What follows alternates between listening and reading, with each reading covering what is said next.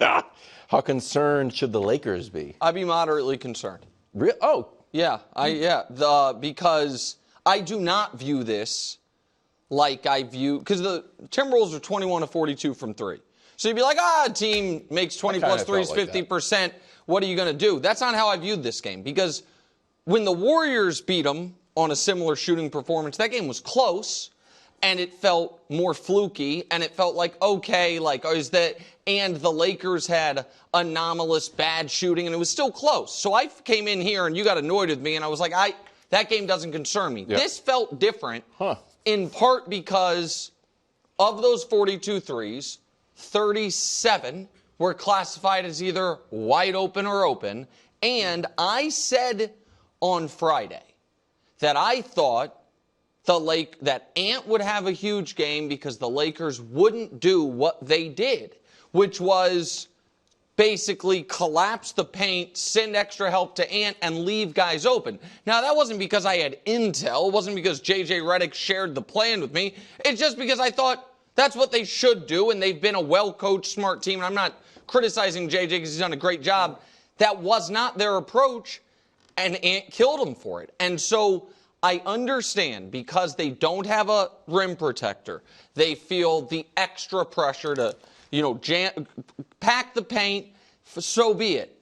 But if you're going to pack the paint, you can't then also, in my opinion, send help, because then you are letting the role players get wide open shots, which I think has a knock-on effect, Brew, of making those guys actually defend harder. Oh. I think that when you're getting the ball and making shots, you're more engaged in the game. Yep. And so I am not going to act like this was nothing. This was not nothing. Now, is it enough for me to be like, the Lakers can't beat them? No. Do I think the Lakers are the better team? Yes. Do I still think the Lakers will win the series? Yes. Do I think Game 1 was a fluke, though? I do not. And I think that the Timberwolves came out with more force and a smarter approach, and they won because of it. I was stunned. Really? I was stunned. I fully – now, I said Lakers in 5. I'm not saying that anymore. I don't think it'll be 5. I still, like Nick said, I think they'll win. But I was fully expecting them to win Game 1. No question about it. I was shocked. And it was 2 approaches to stars. Luka, they single covered Luka. If I looked through every shot Luka took again after the game, and whether it was Gobert, Conley, whoever got switched on to Luka, they single covered. It's what I thought the Lakers were going to do to Ant. Is how the Wolves guarded Luka. Sorry. And I've talked about, I've thrown that out when Luka has these big games. Like, should teams consider just single covering him? Don't double no matter what. If he gets 40, he had 37, live with it, because he had 1 assist. So he had 37 points, 1 assist, nobody else got him. And I'm not blaming Luka. I mean, he played great. But I'm just saying it was 2 different approaches to the stars. Like you said, so Ant, they approached it differently. Let's get the ball out of his hands. Now, he still took 22 shots. He was aggressive. But 7 of his 9 assists were for three-pointers. And like you said, they were wide open. At best, it was like someone flying at the defender, or at the shooter as he's taking a shot. But most of them, when they caught it, they were wide open and they had time. So there was that. Secondly, it looked like, and we'll see, but it looked like a team that was really good defensively. Like, it was a legitimately good defensive team, because the Timberwolves were 6th in the league defensively, versus a team that, and I say this knowing I picked the Lakers not only to win this series but to win the West.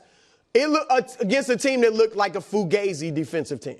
Like, it really did. Like, they, as you said, you can't give up that many open threes.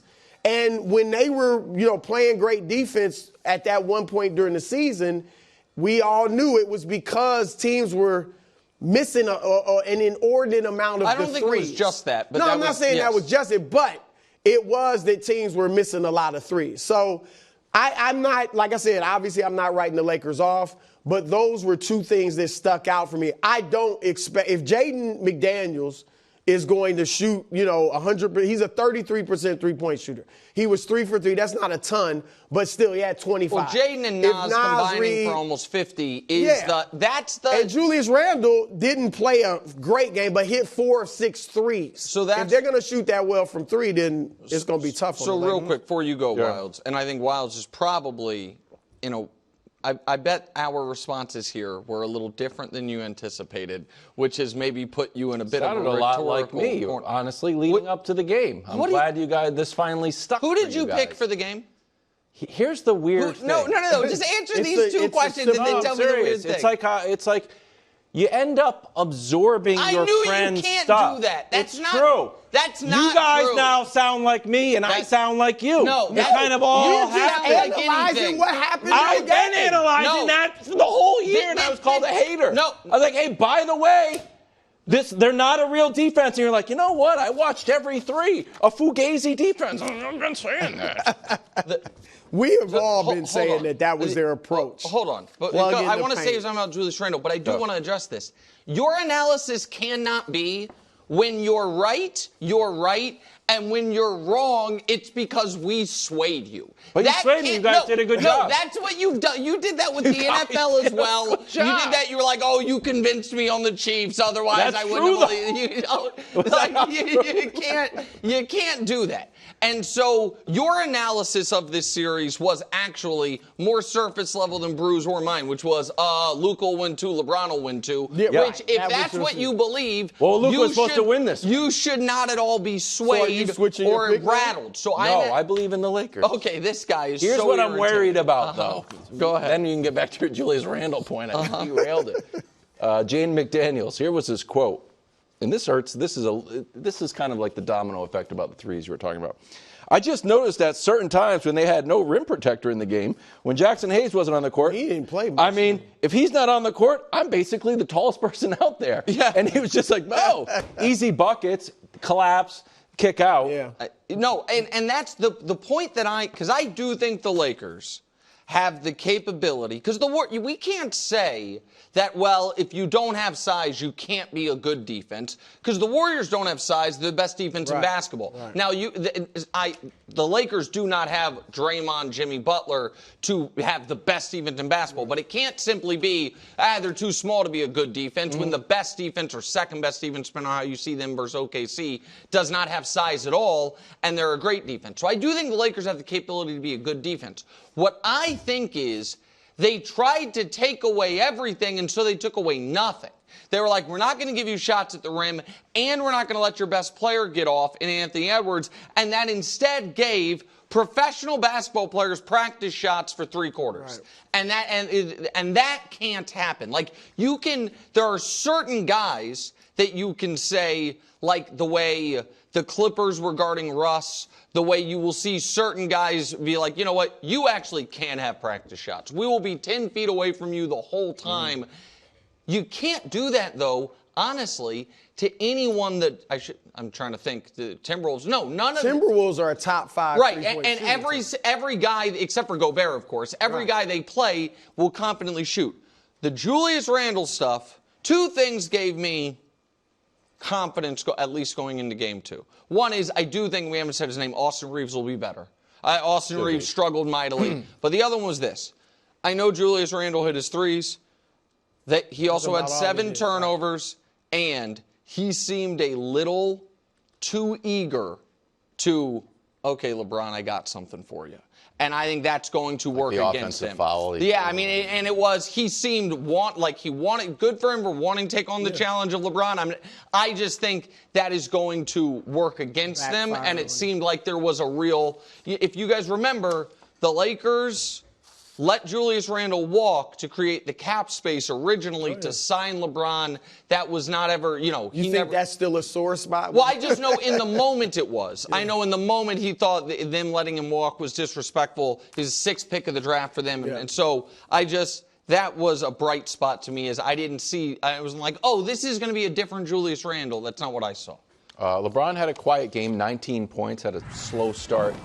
Here's the interesting stat. LeBron's teams, bro, have a 12-11 series record when he loses game one, which he just did. What do you make of LeBron's performance, bro? Well, obviously not a typical LeBron James playoff game. I think there are three options for what happened.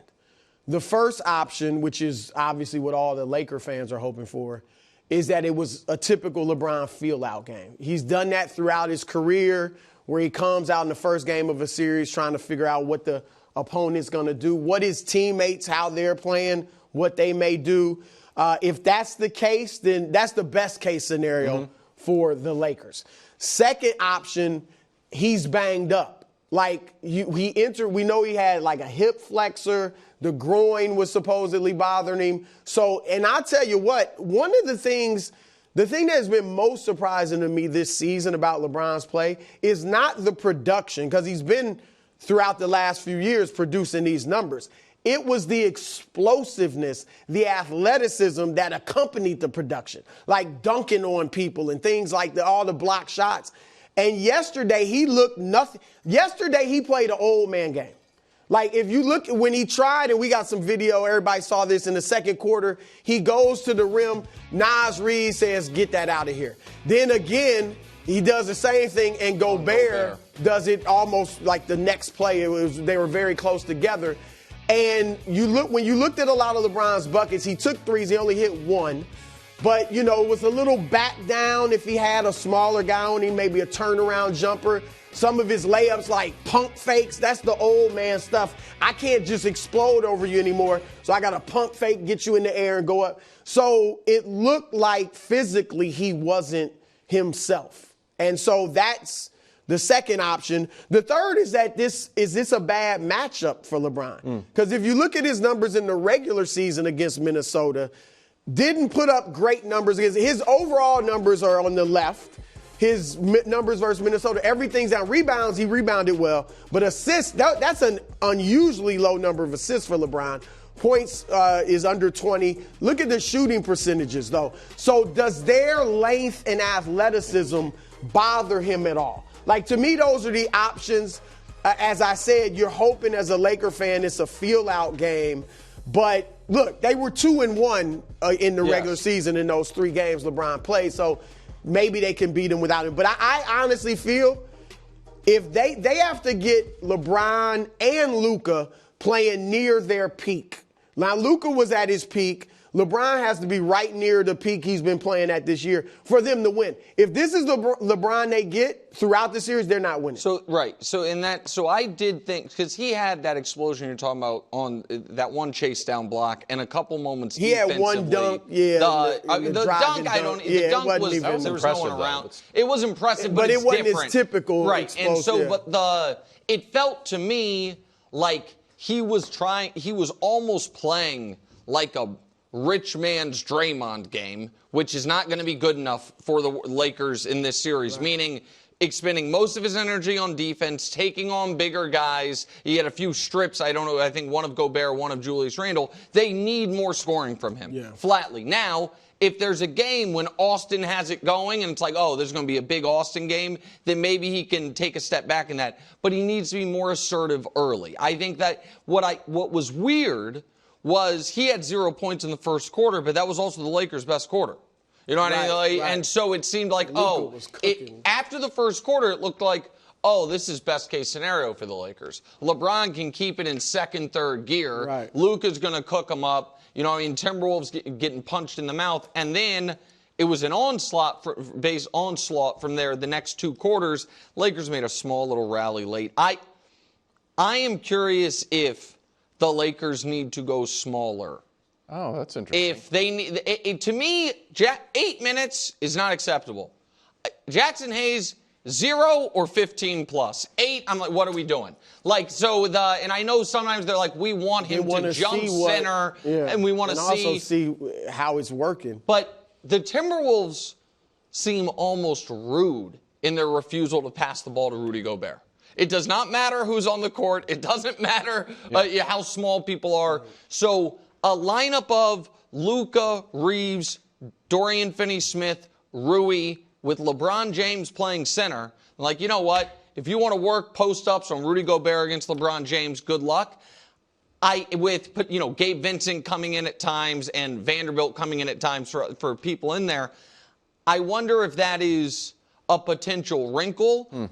Or you need to roll with more Jackson Hayes minutes. Like, I just think that 4 minutes to start the game and then another couple minutes late, like, what are we even doing? Like, it seems almost pointless. And so, yes, they need more from LeBron, and I don't think it was just – I thought first quarter was feel-out. I agree with Brew. I think his shot wasn't there. It did seem like the Lakers – now, this didn't affect – Timberwolves were rusty for the first quarter.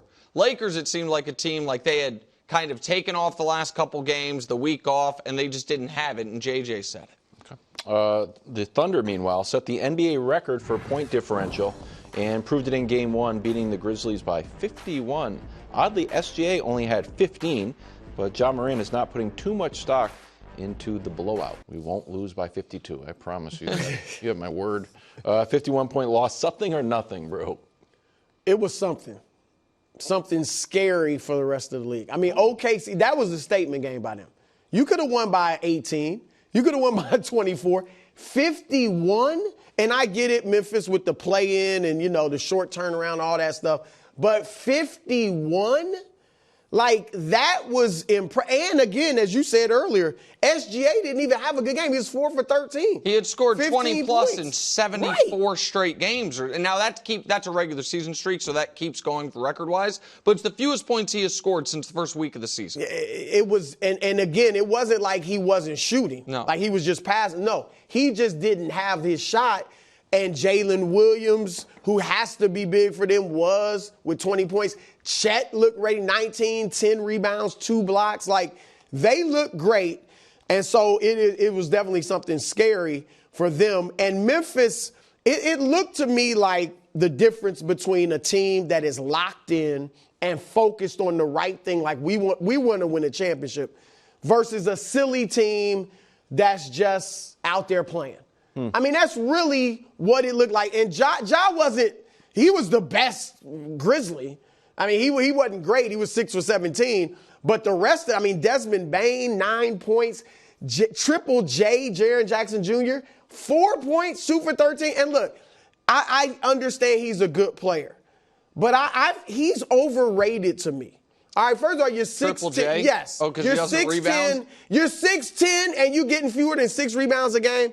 I mean, I need more than that. He can play a little more inside. He's standing out there shooting threes. He is a very good defender. That's kind of his calling card. Three-point shooter. He's a good three-point shooter, but you can't give me 2 for 13 and 4 points in a freaking playoff game. So here's the teams that should be most annoyed by the Grizzlies. The Nuggets and the Clippers. Because those two teams, we're going to talk about them later, one of them is going to face these Thunder. And these Thunder are going to be well rested because this thing's not going to take very long. And here was the other thing. Who was arguably the single most influential person in these NBA playoffs? In my opinion, it might have been Jalen Williams. Are the Thunder going to get, regular season, fringe all-NBA level production from Jalen Williams? Well, guess what? He's going to be brimming with confidence going into round 2 when the playoffs actually begin for them, as should Chet. And so, that is now it's just going to be a few more practices for Oklahoma City before they get to their actual playoffs. But this is the benefit of being the 1 seed, and this is the benefit of playing an unserious team. And so, I don't know what to take away from it other than once Kyrie Irving tore his ACL and once Kevin Durant sprained his ankle, the West had 7 legitimate teams, not 8. And so the Oklahoma City earned the right to play, whomever was going to come out of there, and it's this Grizzlies team, and it's not going. I can't imagine we're going to talk much about this series again about the Thunder again until we get to round 2 because we know what's going to happen. I think Oklahoma City's going to blow them out again, probably by about 30-ish, and then Memphis is going to give up the ghost, and it'll be probably be a sweep. I got to tell you, I think they already gave up the ghost. Yeah. Well, John's talking. Yeah, John's talking, so but we'll it's see. easy when you say that when you set the bar at lose by 50, and then you're like, it won't be that bad again. They can lose by 40. He's like, told you so. you. And Trending then in the right 30, direction. and then 20, and it's like we got 10 points better every game. It was longer. It was We a could've best won the of series. 15. We We're could've right got there. it. Wow. Thanks for watching. Subscribe here to get more from the show and to check out clips from other shows on FS1.